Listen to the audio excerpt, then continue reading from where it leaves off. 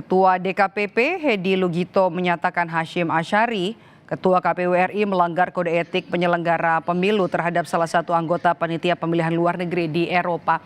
Kami kembali terhubung dengan Ketua KPU RI 2017 hingga 2022, ada Mas Arief Budiman. Mas Arief.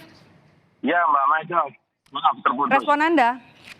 Ya, ya pertama tentu saya sangat menyesalkan ya adanya kejadian seperti ini.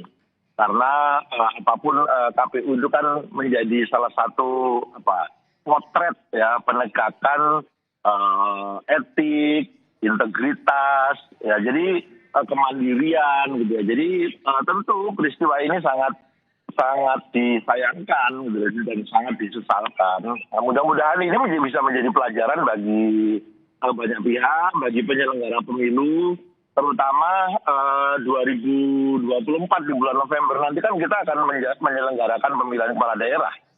Mudah-mudahan ini menjadi pelajaran banyak pihak lah.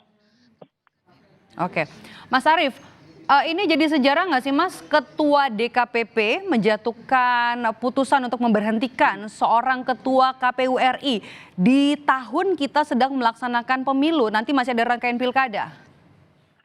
Iya, ini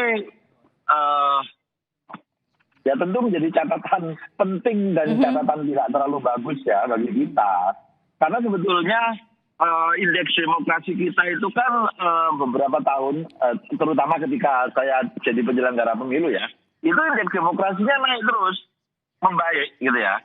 Nah, memang sumbangan membaiknya nilai demokrasi itu ada dari banyak faktor. Tetapi pada saat itu pemilu sebagai salah satu faktornya itu memberi kontribusi poin paling tinggi. Seingat saya waktu itu. Nah, sekarang akan memang ada beberapa hal yang mempengaruhi sehingga indeks demokrasi kita ini agak menurun gitu. Oke, indeks demokrasi kita menurun. Tapi kan ini juga catatan dari DKPP yang meminta pemerintah ini wajib untuk melaksanakan putusan paling lambat 7 hari setelah putusan dibacakan.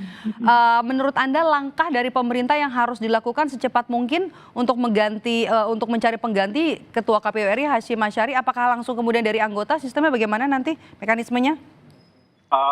Kalau soal perintah 7 hari harus dilaksanakan, itu kan perintah normatif ya, karena itu di dalam regulasinya memang diatur demikian.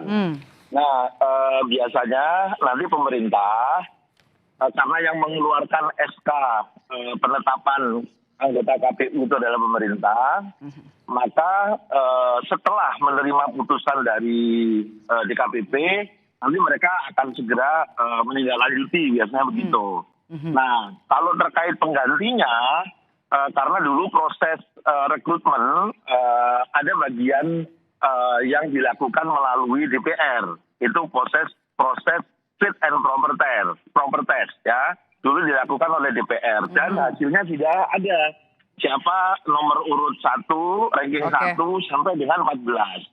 Nah, itu mekanismenya nanti ya? Iya, jadi nanti nomor 8 ada ruang untuk menggantikan kalau masih memenuhi syarat.